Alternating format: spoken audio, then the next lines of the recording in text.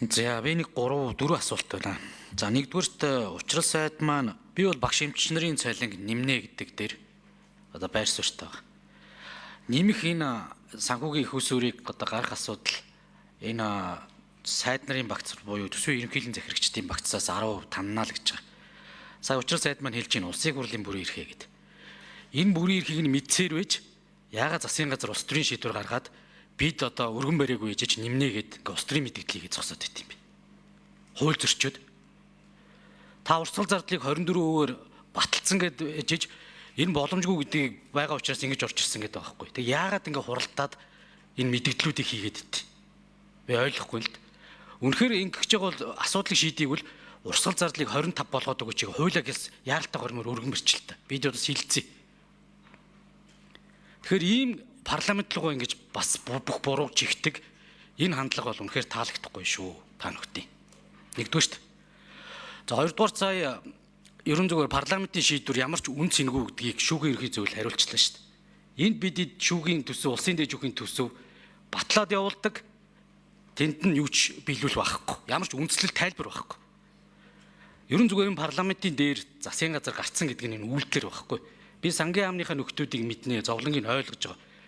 Тэгвэл юу шүү манайхаа нэгдсэн төсөв гэдэг чинь бүх юмыг засгийн газар мэднэ гэсэн үг биш. Монгол улс парламентын засаглалтаа орно шүү. Парламент шийдвэрээ гаргаад та нөхдөд өгж явахад ямар ч үндэслэхгүйгээр хасчаад ийм байдлаар ингээд ерөн энэ хууль зүйн байнгын орон шийдвэр чи юу ингэ сууж байгаа чинь болохгүй шүү. Энэ бидэд бас үнэхээр одоо энэ зүйлд хөл толгоонууд нь байран солигдчиход байгаа учраас ийм зүйл одоо явж байна. За хоёрдугаарт нэг зүйл байна. Төсөв асуудал дээр сая зүгээр хариулт байна. Одоо нийслэл дээр газрын асуудлуудыг шийдэхгүйсээр сургууль цэцэрлэлийн өртөмжийг нэмэгдүүлэх хэцүү гэдэг. Тэгэхээр одоо хүн засгийн газрын зарим санаачлагууд баймаар байна. Яагаад хувийн хвшил 5 давхар ерөнхий боловсролын сургууль барьж болдог, улс 2 давхраас илүү барьж болохгүй гэж. Хүүхдийн аюулгүй байдал бус юмаа тооцож жоод наад зах стандарт өөрчлөхөд бид нарт өгн боломжууд байгаа байхгүй. Тэгээ юу ч хийхгүй. Тэгсэн мөртлөө ингээл бие лугаа ингээл худлаа хэлцгээгээл ингээл байж идэг. Хамгийн одоо хэцүүнүүд нь лин л байна. Тэгэхээр би одоо сангийн яамнаас энэ амнатын орлогыг бас асууя гэж бодож байна. Засгийн газрын 2025 оны 55 дахь тогтоолын амнатын орлого яг буурсан хэсэг асуудлыг улсын хурлд үн зөвөр сангийн яам хэлээд өгч. Битим хэлзээрээ. Энэ улсын хурлд үн зөв хариулт өгөх ёстой шүү гэдэг зүйлээс архины сан байна. Сая одноо гişүн маш чухал асуудлыг хэллээ. Мансууруулах. Гэтэл энэ мансуурах гүцгээд авах. За учрал сайдын микрофоныг өгье. Төсвийн доктортой байдлын хуулийн тусгай шаардлагуудыг энэ удаагийн төсөв барьсан.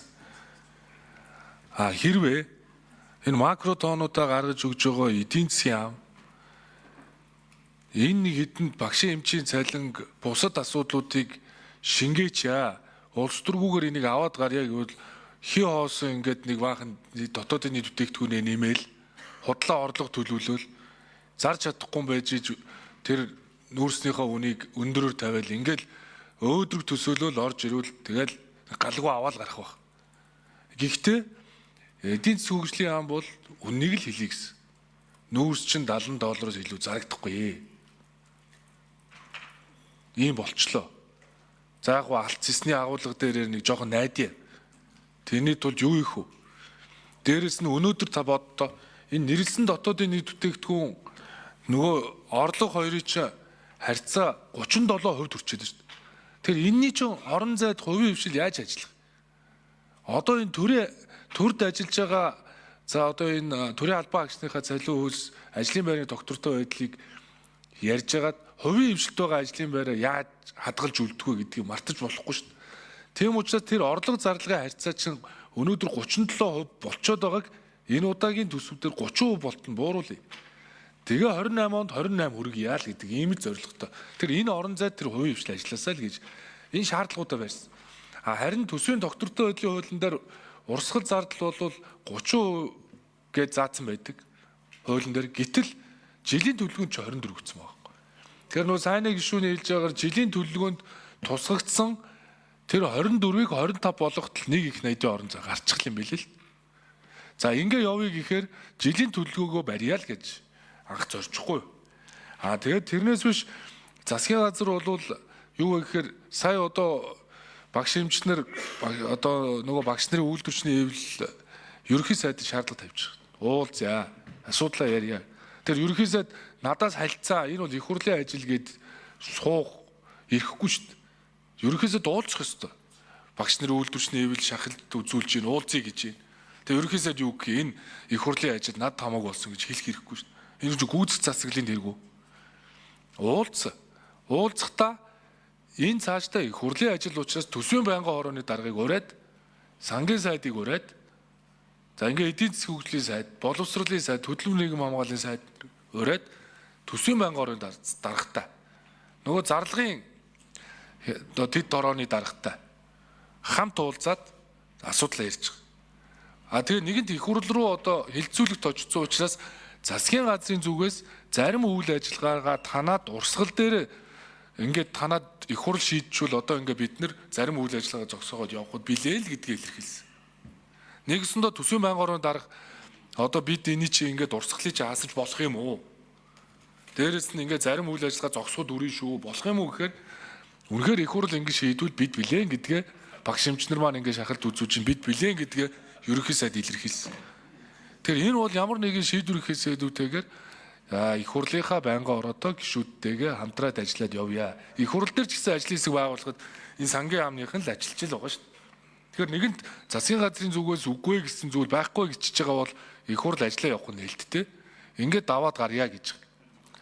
За хэдүүлээ одоо ингээд төсөв хилцэж байгаа учраас нөгөө юунаасаа нэг юм тойрцсон нэг вакуумаасаа салаад хэдүүлээ ажил хийхгүй бол нөгөө сайнаа заавал намайг шүмжлэх ёстой юм шиг юм яриад хэдүүлээ хэрэггүй зүгээр ажиллаа хий.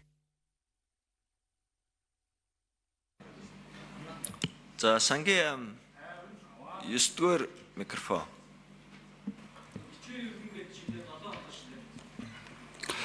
Сайн зэрэг гишүүний асуултанд хариулъя. За хамааттай холбоотой орлогын мэдээлэл бол ер нь 3.8-ын их найдыг бол 25 онд бол төсвийн орлого бүрдүүлэх ёстой. За одоор нэг 70% гүйцэтгэлтэй явж байгаа. За ингээд Монгол Улсын засгийн газрын 25 оны 55 дугаар тогтоотой холбоотой асуултанд хариулъя. Энэ Монголын хөрөнгийн биржээс ирүүлсэн мэдээлэл үндэслээд үзэхэд нэг 6 компанид дээр энэ ашиг тулгуурлын нөөцийн төлбөрийн дүн нь 55 дугаар тогтоол батлагдсанаас өмнөх нөхцөл байдлаас за 8 дугаар сард бол нэг 4.9 тэрбум, за 9 дугаар сард 8.3 тэрбумаар нийт 13.1 тэрбумаар бол буурсан байна.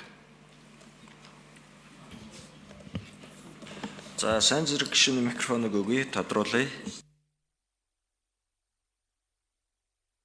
За би нэг хоёр асуултыг хамжаад асуух. Шүүхийн ерхий зөвлөл улсын дэд шүүхтэр бид нар энэ хууль зүйн байнгын хорийн хянагцсан төсвийг хөргүүлдэг зарчмыг аудитын газартаа жишиж хийсэн юм а. Би өөрөө хуулийн бичсэн учраас мэдж байгаа.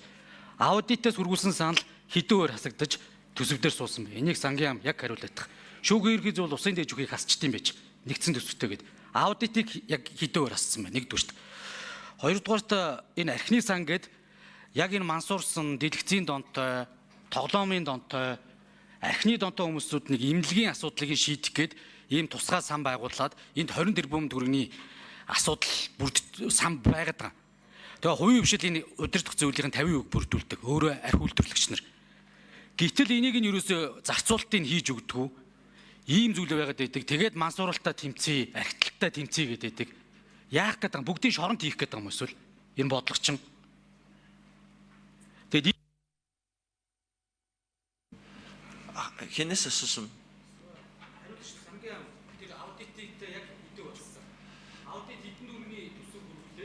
Сангийн яам хариулах уу? 9-р микрофон. За 9-р микрофон. За сангийн яам сонж чадарч гишүүний асуултанд хариулъя. За тэгэхээр төсвийн процесс маань нөгөө цаглбарын дагуу төсвийн хүрээний мэдээлэл батлагдсанаас хойш төсвийн хязгаарыг 7 сарын 1-нд хязгаарыг батлаад төсвийн эрхлэн загч нар хязгаартаа багтааж төсвийн саналаа ирүүлэх хэрэгтэй болдог. Тэр өөрөөр хэлбэл яг энэ хуваарлсан хязгаартаа багтаагаад аудитын байгууллага бол саналаа ирүүлсэн. Би яг тоог нарийн танд харж иж хэлэхгүй бол яахгүй байна. Эрхний сантай холбоотой асуудал бол тийм энэ сан дээр бол хөрөнгө төлөрчөөд байгаа. Тэгээ зорилтын дагуу зарцуулах гэхэлэр нөгөө зарлагын хязгаартаа тулчаад нийт зарлагын дотроо орон зай гарч чадаагүй ийм л асуудал байгаа. Одоо бол тэгэхээр шийдэл нь бол ямар зүйл байна гэхэлэр хууль зүйн сайдын багц дотор л одоо өөр одоо зардлаа бууруулах замаар багтаах л одоо ийм л шийдэл үлдсчихэд л байна л да. Тийм. За сайн зэрэг гишүүн микрофоныг өгье. Тэгэхээр яг энэ л бөөрн хэлж байна. Аудитыг та нар бол арай өөр нүрээр харж байгаа, мэдж байгаа. Уг нь энэ үндсэн хууль заасны чинь дагуу засаглалын нэг салаам учрын шүүх эрх мэдэл байхгүй. Ингэж бас алагчилж дэндүү ингэж бас болохгүй. Тэгээд энэ улсын их хурл тэр дундаа хууль зүйн байнгын орны шийдвэрийг үүсгэж байгаа бол засгийн газар бол угаасаа энэ парламентын дээр гараад суудсан гэдэг удаа дараагийн үйлдэлээр харуулж шít. Нэгдүгээр шít. Тэгээ Монгол хүн бол хамгийн том мега төслөгчөд энэ залуучууд ч Мансуур бол архитектанд живчээд байхад эннийхэн бодлого буюу эмчлэе гэдэг тэр мэрэгжлийн хүмүүсүүдийг нь ажилуулах, орд ирийг нь бэлдэх, тэр орчныг нь бүрдүүлэх асуудал төр болохоор мөнгө нь байсаар хахад зарцуултыг хийлгэхгүйгээд энийг эсвэлтгүйгээрээ энэ оруулж ирсэн төсөөрөө бид нар мансуурлалтыг дэмжиж байгаа байхгүй. Архитектыг дэмжиж гин гэсэн үг. Ийм байж болох юм нөхтөө. Тэгээ бүгд ингэ жижүүрийн хариулттай. Одоо бас яг үндэ хэлэхэд ингээд ийм юм. За сангийн хариулъя.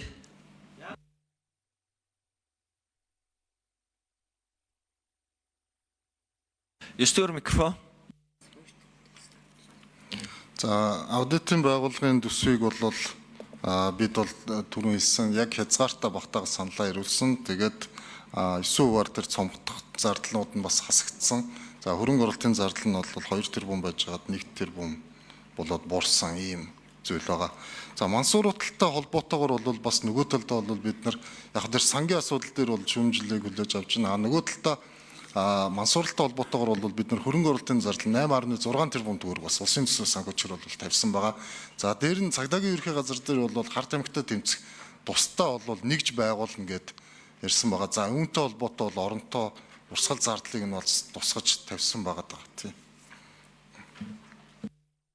За сангийн амтгтай энэ сая гишүүн яриад байгаа бичгээр тайлбар өгөх ёстой гэдгийг тэрийн тэгээ өнөөдөртөө ердийн үед бол би өнөөдөр гэж шаардахгүй. Гэхдээ эн чинь нэлээ эрт тавьчаад шаардаад байгаа бол өнөөдөртөө багтаагаад өгж явах нь зүв баха гэж би зөвлөмөр байна.